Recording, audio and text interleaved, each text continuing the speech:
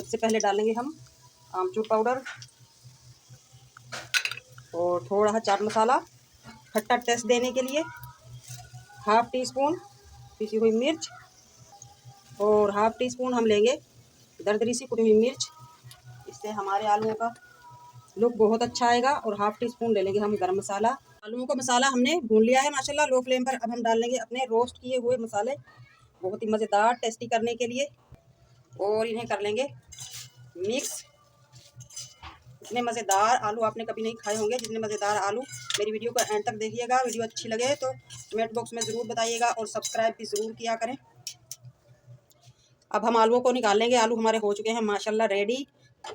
और अब हम इनमें बहुत ज़्यादा ऑयल भी नहीं दिखाई देगा आपको। क्रिस्पी क्रिस्पी और मज़ेदार से हमारे आलू माशाल्लाह माशाल्लाह आप देख सकते हैं बहुत ही मज़ेदार कलरफुल हमारे आलू मसाला ड्राई रेडी है। आज की हमारी मज़ेदार सी रेसिपी अच्छी लगे कमेंट बॉक्स में ज़रूर बताइएगा। मिलते हैं इसी तरह की किसी और